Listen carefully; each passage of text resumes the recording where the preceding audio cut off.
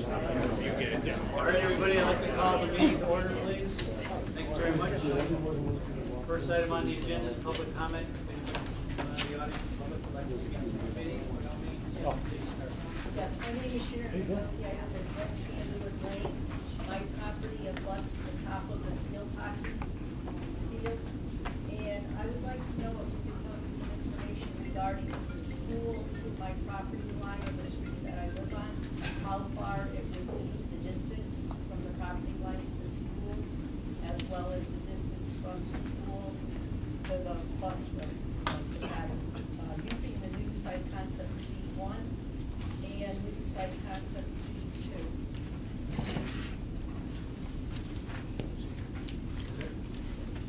Not sure we can do this right now, but. That's we okay, have just to our give an handouts. estimate, that as well as if the building is completely coming down, because I'm concerned about the soil erosion. Because on the right-hand side going up the path, it's probably about an 80-degree angle, and then on the farther left, so the back probably goes down about 60 degrees. Okay, so just to get that. All right. Thank you. Do we have this? Tim Kelly, Westview Terrace. I know one of the main objectives of the building project is to alleviate ADA concerns, and we certainly, the auditorium reno has been on everybody's list for a number of years. Bleachers to be updated, et cetera, around the athletic facilities. But with a focus first on the actual students, I'm interested to know how many students we currently have who are in wheelchairs that go to high school in terms of scoping the challenge that we face.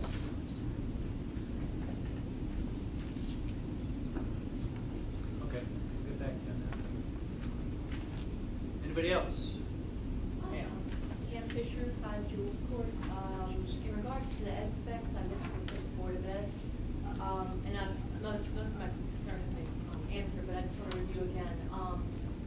For the band room, it looks like it'll be fine. There are, the town, the Board of Ed owns 35 band instruments, and they will be housed within the band room. My concern is the stringed instruments, we own 32. And right now, it's proposed that they would be placed in a locker outside of the room. And I'm sure that can be made secure. However, as anyone who's dealt with string instruments know, they're very temperamental when it comes to bridges and that sort of thing. But also, and that may be fine. The other thing is, they're also temperamental when it comes to weather and temperature conditions. So I know in option A, there is some discussion about making a public access, which would come through those band areas. So if those instruments are kept there, I think that would be a concern, if that's where that locker would be. Also, the size of the orchestra room, I just want to make sure. Right now, the popularity of the strings program is significant through, from second grade on. We have one classroom now, one class size that's 67. Orchestra is different, that you just can't decompress because they're placed by their ability. So there are 3 different levels. So it's not so easy to take someone and bump them down in the level or to move someone up if they're not ready for that level.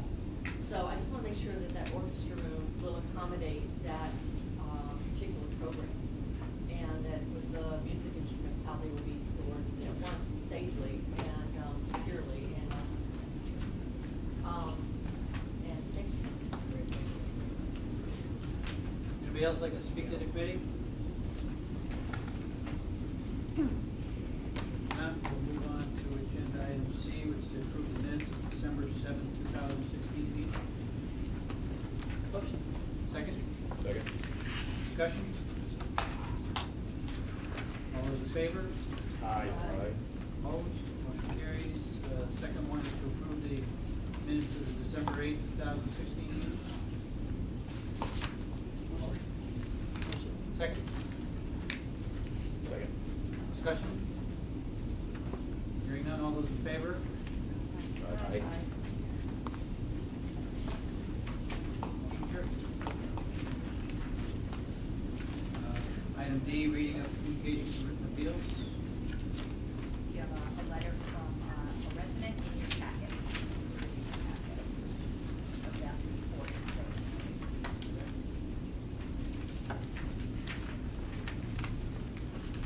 Item E, reports and updates, the architect's report. Paul? Sure. So over the past week, we've had a series of meetings with some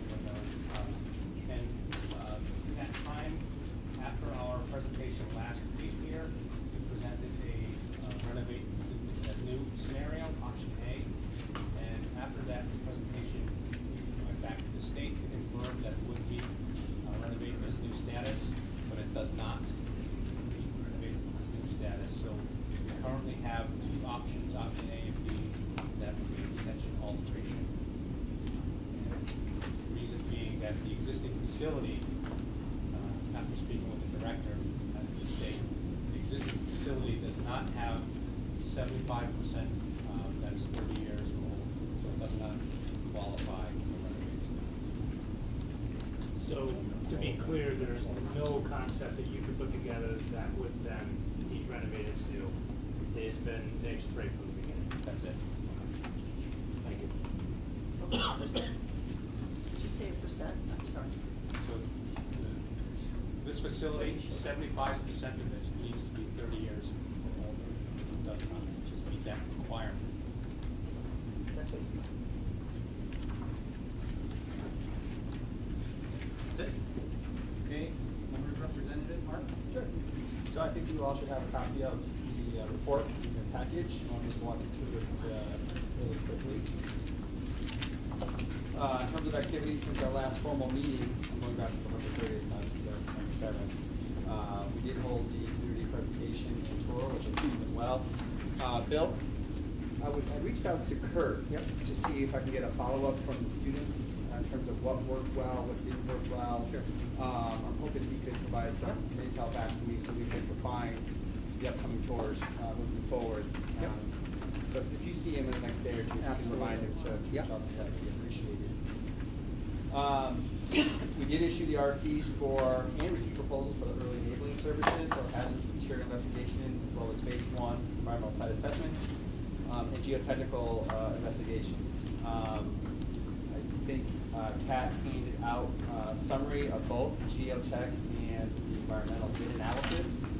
And we can go through this now, or if you want to wait until. Yeah, motion to do it. Okay, so we'll go over this when we get to that moment of the agenda. We had the Board of Ed presentation 2 nights ago on the draft options. We had the first meeting of the Ed specs 2 nights ago with the Board of Ed. And then we had the Town Council meeting last night. And then yesterday we started the conversation with ONG, Council Groups, and ourselves on phase and post-referendum project schedule development. We all know and preaching that that's going to be part of the cost of either of these options. So these are not ready for public consumption, but we're starting to put together very simple, colorful, diagrammatic schedules. This would be for the new building. It shows a very linear design, construct, occupy, demolish, plant grass, field use type of a schedule. And then we have options being developed for the multiple phases that still need to be filled in for both scheme A and scheme B. So we are looking to meet again in a working group session next week with Kathy. I think Bill, she was going to try and invite you to that meeting as well. Maybe Tim, if you're available. So we can start to understand, they can understand what are some of the ramifications that would be involved with the multi-phase scenario. I thought the conversation went pretty well yesterday. We're trying to minimize any use of portables in temporary classrooms, but it will require some moving of classrooms around in a very surgical sequential way for that to happen. So nothing to report other than start of the conversation, and I think by the time we present options to you in early January, you will see phases planned at that point. So again, upcoming activities prior to the next building committee meeting on the 28th. We'll have the second meeting and hopefully the approval of the ed specs, which is the 19th, from this past Monday. We hope to have some construction phasing plans finalized, and we'll be commencing our early enabling services. The consultants will have started their investigation services by the 28th. Some key upcoming dates. We've got today's building committee to talk about the option presentations and feedback we heard to the community and Board of Ed Town Council. Again, the 19th, the Board of Ed meeting for the expecs. 28th, the building committee meeting, debate to meet that day and what the topics will be on the agenda. 30th, which is the real key date, is Castle Blues completes their option development. And they go to our firm and our estimator, as well as OG, for the commencement of estimates of those options. And then on January 4th, we have year, and I'm sure that might be what options were eventually submitted for pricing, and phasing, and logistics, and all those things. Questions? I just wanted to throw out a couple of things about the tour that you could ask the students if this is how they were feeling. I was on one of them, and it might be easier for them if it's clear before we start the tours that questions can be asked and answered at the community meeting after the tours. Are our future ones going to have community meetings? Not all. That's what I wasn't sure about. There's one upcoming on the 4th, which is right after our meeting, so there's no community meeting after that. The Okay. February one, we scheduled a community meeting after that, Okay. after the tour. I think that held them up a bit, so I'm not sure how they handle that. I think staggering the tours kind of overlapped with a few, maybe staggering them a little bit more. And that was it. They did a great job, by the way. Great job. Good. Any other questions? Yes, Jeff? I understand that you're doing the real cost estimating on the 2nd of January. Do you anticipate by the 30th, as the final concept design is presented, to have a range, a general range? That's it, is for each of the options, we'll have a budget range. Okay. Because they're conceptual in nature, we want to give ourselves some flexibility for what may evolve in the selected design. So for option A, B, and C, you'll see a range of costs, but you'll also see a range of Farmington share and State of Connecticut share. Okay. So when does that, when do you expect that to be, is that coming with it on the 30th, or do you expect to have that sometime before? Yeah, we'll be developing that through January, and I think the plan. Or I mean, the ranges. Yeah. Okay. The ranges will be developed during the month of January. Okay. It's going to take a bit of time to develop the estimates. We've got our estimator, OG's doing their estimate. We'll reconcile the estimates so that we've got a unified opinion of cost. So the plan is to, the 17th through the 24th, 17th we reconcile the construction estimate. 17th through the 24th, we're taking the construction cost and we're rolling that into project costs. There's lots of other costs associated with the project. So that'll happen during that week. And then, on January 25th, when we review the options formally with the building committee, that's when we'll see the cost. Okay, thank you. Anybody else? Now we'll move on to the construction manager report. Ken? All right, thanks. I just, what Mark talked about, the phasing went well. I mean, you can it all. It's nice to hear some different options and ideas from everybody. So, during the Christmas break, we're probably gonna walk through the school a bit with some more people. So I wanna get our estimators down here to have a rough idea of what we're thinking. So we get there and look at the numbers. We'll have a good sense, and then try to come down to the second one. But then, especially with the phasing, look at, especially if we're gonna demolish sections of the building, needing stuff, how we're gonna do that. So I gotta look at some of the existing conditions. So we'll do a little bit of that in Christmas break. We always have the issue of how mechanically, how things are fed, how the PA system, the fire alarm. So sometimes it's not as easy as just saying, let's just lop this off.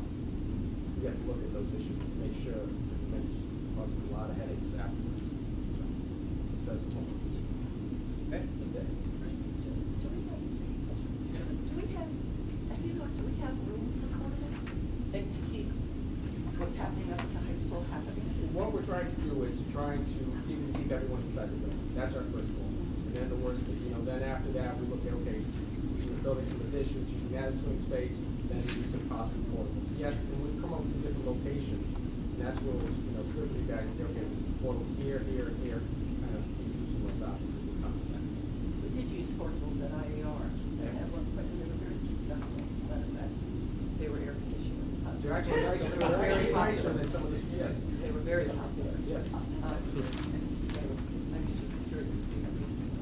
And I hate to say, sometimes most of the people want to get out from portables because it is much, air conditioned, it's nice and quiet, it's outside of the construction. I recall we had teachers and students like that. Yes. That is correct. problem that we're not reimbursing from the state. Right, I know that, yeah. That aside. You should have said, I don't know that. I don't know anything that. Not all rosy. But I've heard you say that, but whatever works. What's for the best for the students, right? Yeah. Any other questions? Ms. Egan, financial report? There's no change in the financial report. Later on in the agenda, we have 2 motions to pay some bills. Okay. Educational specification, that's not here. Do you have anything to add? I can just report that the Board of Ed did review the ed specs at their meeting on Monday night. That's the first reading, and then I think it's on the 19th, and they come back again for the second reading.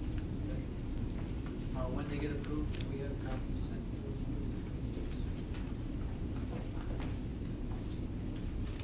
All right, so move on to item F, authorize the town manager to sign agreement for geotechnical services.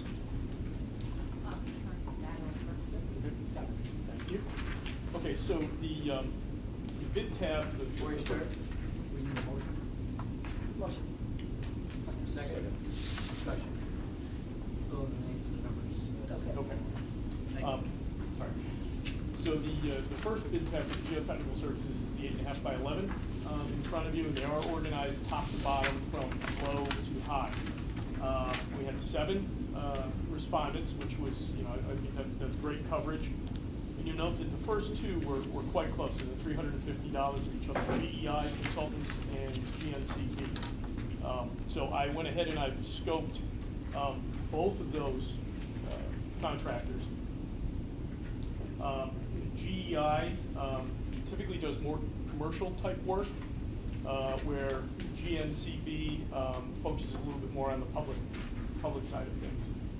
It's also interesting that in the remarks column, if you look all the way over to the right, they've offered up a potential $2,000 reduction if they can complete the services within 2 days. Now, from an approach standpoint, scoping out the 2, I talked to GEI, I said, how are you going to approach this project, and how many days, what kind of time frame are you looking at? They're looking at using 1 drilling rig, and they believe they can complete the scope within 2 days. This is the low bidder. When I talked to GNCB, they said, we're going to come out with 2 drilling rigs, and we think it's a 2 to 3 day project, but if we can do it in 2 days, you'll get back a $2,000 credit. So their fee would go from $9,800 to $7,800. I reviewed references for both. Again, GEI, the references I was able to get were positive, but again, they do more commercial type work. GNCB, personally, Colliers, we had them on 2 elementary school projects in Stonington. We just completed a project, they're just completing their initial phase similar to this for Region 14, which is a renovated new high school in Woodbury for Nonawak High School. So again, looking at how close the bids were, the GNCB proposal was a little bit more complete. They provided the insurance certificate. I did review that with GEI. They said they would email one over. They would fulfill all the requirements of the insurance, so it wasn't apples to apples. But again, just looking at the overall package, if anybody's had a chance, and I do have it here, if anybody's had a chance to look at the packages, again, I felt that the second bidder, GNCB, was a little bit more complete, a little more thorough package. And again, with their experience in school type projects, I think their approach is more realistic, saying 2 rigs for 2 to 3 days versus saying we're going to send 1 rig out here and try and do it in 2. And along with the potential for credit, if they can achieve the work in 2 days, we would recommend that you go with the second. Scott, what is the likelihood of phase 2 additional 1 day and/or phase 2 unit cost per boring, that those will actually come to fruition? I guess the possibility of that would stem from if the design team all of a sudden looked in a very different way or felt that there would be some additional borings that would be required to look at a different option, or if O&G came back and said, guys, we put the plan together with KBA structural engineer, but we'd really like a couple more borings here. It could happen. I think the initial boring plan that they put together is pretty complete and provides coverage for both options that we're exploring. But it could happen, and again, Mark's a great point. If that did happen, the additional day of drilling, an additional day is much more cost effective with the second bit.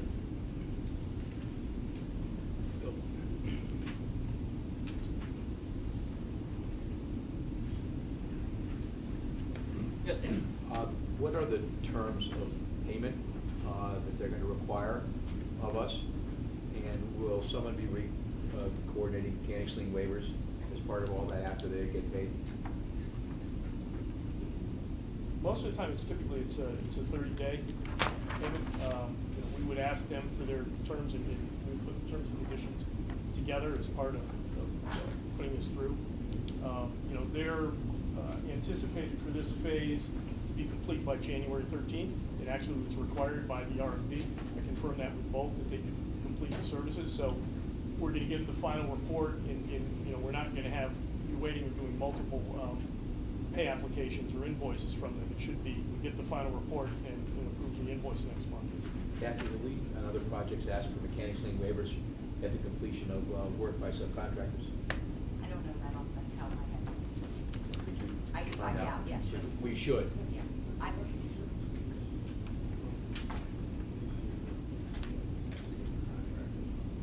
Yeah, usually it's a contractor versus Right. a consultant request. This is a consultant, a geotechnical engineer consultant, versus a plumber. Right, yeah, it's more of a professional service. Right. Because you're, in essence, you're hiring a structural engineer to, take the soil samples, evaluate those, and then give the report.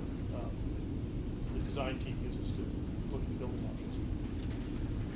I'll verify with our insurance. The phasing plan that's put together, that covers us for any of the concepts that we potentially would go with. The plan that was put together by Castle Booth, so they looked at their concept plans to date and provided the plan, the drilling locations. Certainly if, once we award this contract, there would be some period of time until they start drilling. That we own right now 12 moorings, so there also is a potential that we can verify those. If those needed to move slightly, we have time to do that. And these are done just where the additions or school, and wherever we're building, it's all structural. Right, there are some that are done outside the footprint of the fields, on the elevated field area, just to explore what the soil conditions would be. If a new school was built, then we have selected ones around the existing building and locations where additions would be, or parking areas to confirm strata for parking lot improvements. Okay, and these borings are done just for getting us through the first phase, and once we get further into the process for this construction, there may be additional borings at that point. There could be, although these, the report will come with recommendations as far as bearing capacity, footing design, design for base for new athletic fields. So all that should be covered. So as long as we have borings or we've got a very consistent read across the facility, likely you would not need additional. There will be additional time, most likely for a geotech potentially under construction. If during construction they uncover something, they want a geotech to come out and take a look at it. There could be an additional service at that time for the geotech. Any other questions? So your recommendation is? Our recommendation is GNCB for So- $9,800. Well, we're gonna do a little something different there. We're gonna insert the maximum of the total of the three, just so you're covered on Okay. authorization depending on circumstances. So we'll clean this motion up to authorize the town manager to sign the agreement with GNCB Consulting Engineers, geotechnical services in the amount of a maximum of $11,700. So second. Discussion. Hearing none, all those in favor? Aye. Opposed? Motion carries.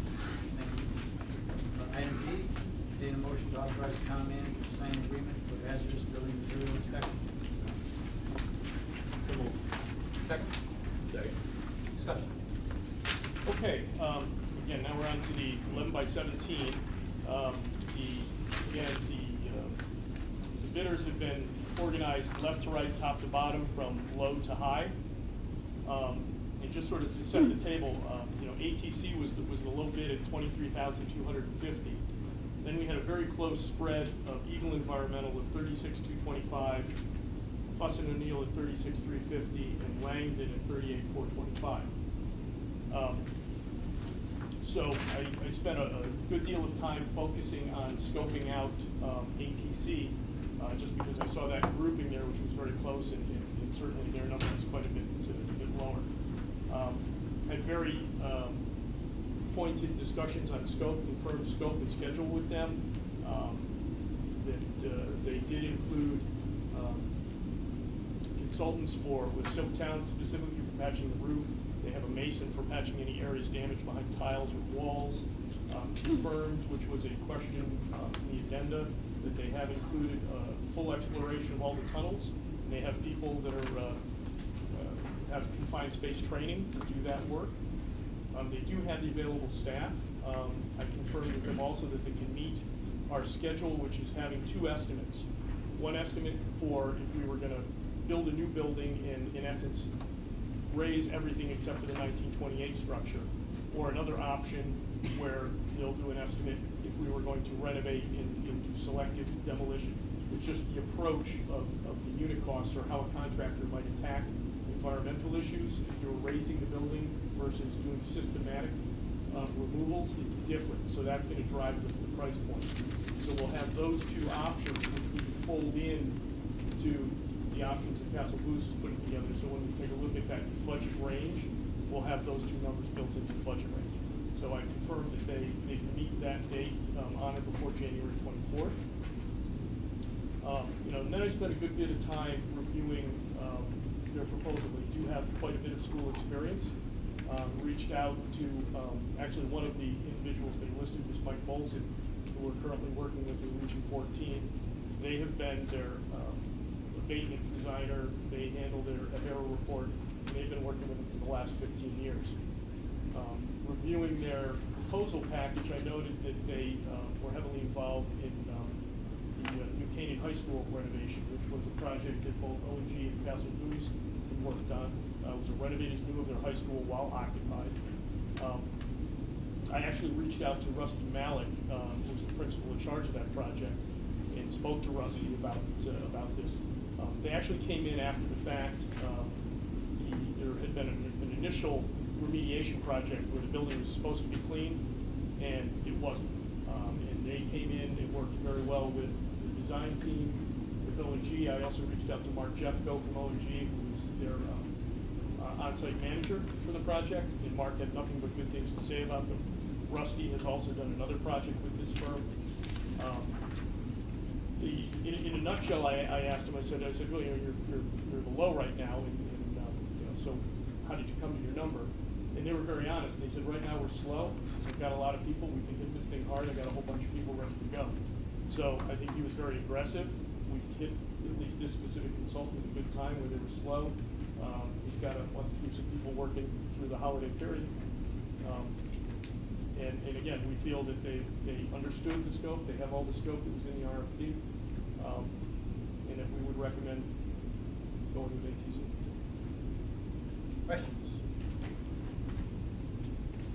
It's interesting, ATC was also one of the bidders on the geotech. Correct. I would have thought that if they were bidding on both, they would have been smart enough to say, we're going to give you a package deal. We want the whole deal. We want the hazmat. We want the geotech stuff. And here's what we're going to do to make it all work and work the numbers together, which doesn't seem to have been the case here. No, it wasn't. And somebody posed that question, and I said, you could submit a third bid as a combined bid, but you had to follow the rules to keep the two bids separate. Somebody did ask that question if they wanted to do a combined bid. So that was discussed at the walkthrough, but yeah, they chose not to pursue that. And it could just be that their structural and their geotechnical side may be quite busy, where their environmental side is a little bit slower at this point. Who's the principal on ATC? Who owns that? Got it right in my, I spoke with.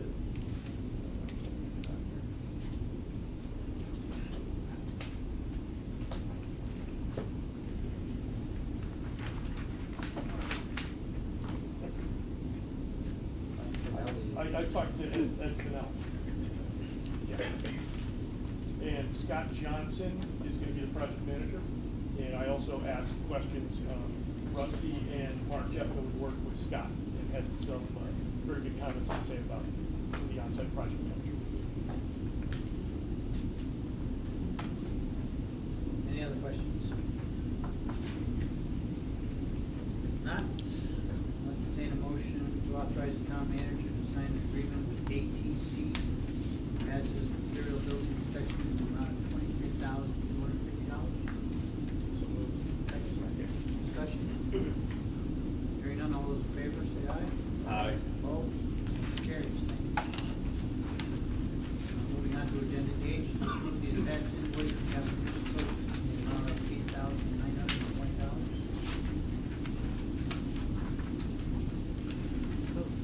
Second?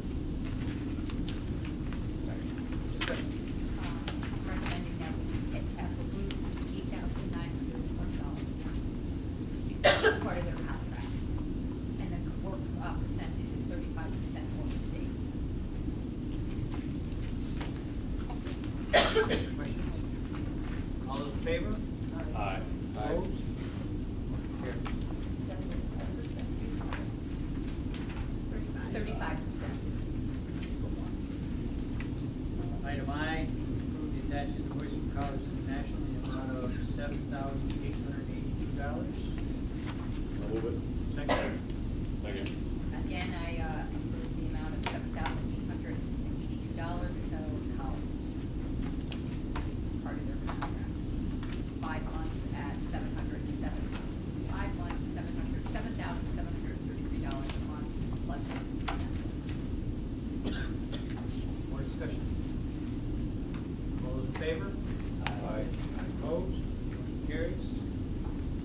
Item J, to discuss and review the 3 draft conceptual options. Well, you just, let us know you've been through the past 2 days. So, I memorized. Sure, we've got 2 slideshows here with some different, I mean, we have a concept for both of them. Which one are you going over? There are 2 in our packet. Are they dated differently on the front? Yeah. One's for the 7th, one's for One's the dated 8th. on there. I'd go with that. Which one are we doing here? Great. This one. Go rid of this one? 8th is the one we want. We want to recycle this document? I don't do that, but I'm. We want to be responsible by how we handle the document. So this is essentially the presentation we've been talking about the last few meetings, starting last Wednesday here, then public meeting, as well as the Board of Ed, Town Council last night. So, you know, the big news is that the renovation news on the table, and we can discuss option A, B, and C at any length you'd like. Have much time to talk about it last time. Again, so we want to talk about design elements again now. Could somebody just review for us the impact of renovators new being off the table, and what the implications are for our discussion, and so the public that's here can understand it as well?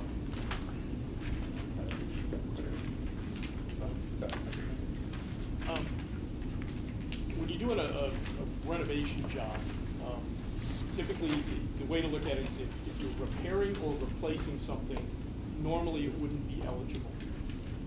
So what a renovator's new job says is that all of those things that might not be reimbursable, things that you're repairing or replacement, let's say you're replacing your windows. So in a normal renovation job, your window project may not be reimbursed. In a renovator's new, it would have been. But again, the building doesn't meet the threshold for that. 75% of it more than 30 years old. So, you know, unfortunately, that's off the table. But what the state does allow is if you look at repurposing areas, such as taking the gymnasium and turning it into a black box theater, repurposing areas to a different program requirement, that makes those spaces eligible. So creatively looking at what you keep, how you keep it, and what you do with it will affect the reimbursement within the design. So You know, we've talked about that with Paul and said, you know, in certain areas, if we're keeping them, if we can repurpose it to a different area, and a lot of that is taking place, that'll make those areas reimbursed, which is certainly positive. The nice thing with a renovation project, it's called an AE, an alteration extension project, is it's reimbursed at your higher rate of 29%. So it's still reimbursed at the same rate as a renovated new project. It just might be that there may be some repair and replacement items in areas that don't qualify for that state money. Now, in a new building, the new building is reimbursed at 10 percentage points less, or approximately 19% for Farmington. But the whole thing is. So that would apply, if I may, would that apply to the new wing that you were gonna, 3-story building? The new That's wing, 19%? No, the new wing, because it's an extension, the new wing comes in at 29%. So that's 29%. The 19% would apply to a new building. A brand new building. A brand new building gets reimbursed at 19%, but the repurposing within the space that our architects can work on is 29%. For areas that qualify for For reimbursement. repurposing. And then the new cluster, 3-story cluster wing that you would propose, that also is an extension of what we're doing, and that comes in at 29% also? Correct. Okay. When you talk about repurpose, when you look at that 2,000, the 900 wing, and in a lot of these plans, or in these plans, we're using that space for something different. What does that fall into for the? Well, we're gonna have to have a discussion with that, because that's still bonded money, you know, it's still within the 20-year period. So normally it would qualify, and I think that's a little bit of a gray area, so I think we'll have to have a discussion with school facilities on that, of whether they may prorate or say that you're repurposing it, but it's not paid off yet, so what they may do is subtract that value, and again, I'm making an assumption here, but I think those are some of the discussions we'll have to have with them, once we clearly define what that 900 wing is gonna become. When you say subtract, I think I'm asking you to look into a crystal ball, but when you say subtract that, what are you talking about? Well, I mean, in 2023, it would have been, you know, the bond would be completed, would be 20 years old. So we're not quite there yet. So there's the way the state looks at it is we've paid money for this space. You know, we've already reimbursed you for that space, and now you want to take it, and so we'll have to approach them and say, could we, you know, potentially look at what that value is, that remaining value for the next 7 years. It's going to be less once we get down the road, maybe 6 or 5 years of useful life. But we'll have to have that conversation to see if that because it's being repurposed to a completely different use, not knowing what that use is, it may qualify for some reimbursement. That's the area that we have to explore. And I'd like to point out that if the Board of Ed does go in, the house is pretty quick on the second deck. The Board of Ed spaces are reimbursed in half. I can't hear a thing. Can we turn that thing off? The Board of Ed. Everybody first, just speak up, because you got a big audience here, and I don't want anybody back in your words. If the Board of Ed goes in on the second deck, as we have proposed on one or more schemes, that area, the space used by the Board of Ed is reimbursed at half your current rate. No matter where the Board of Ed goes. That's correct. Whether it's 28 or 2000, yeah, they're at half. Half of your 29, so 14.5%. On the 900 then, Board of Ed, I mean, just walking it today, it's a huge wing. I can't imagine it would take up the whole wing. We have it, and I know these are just general schematics. And on one of the second floors, we have it as taking up the whole second part of it. And then it's option A, second level, and then we go to option B, the main level, the locker rooms, look about saying all high school, that have been fitting in there. So, do we have an idea yet of what we will need for space for Board of Ed? You know, in all high school, I think we only have 7 students, and right now we have it as half the wing. Would it feel, you know, how much can we get in there? It seems like we could fit a lot in there. We just had that conversation yesterday, so, Okay. the Board of Ed, we got some math from Vince, and here's, we'll have about 10,000 square feet, so to put this in perspective, that 900 wings, about 18,000, 18 or 20,000 square feet, right? Okay. 10,000 square feet for Board of Ed. Yep. In all high schools, 2,000 square feet. Okay. And then the field house is, well, we only have 1,500 square feet assigned on the spreadsheet. So likely that we can probably get all on the same level, Okay. but we just haven't developed those floor plans. How much room do you need for guidance? Let's say you would put all the guidance in there. Look at that also. I could look at that, I'm not sure. I don't need it right now. Sure, I but just yeah. wondered if you thought about that. Yeah. And admin, in option A, you also have admin. I thought we had admin on the, in that wing also. We did main level, southern tip of 2,000, we got admin.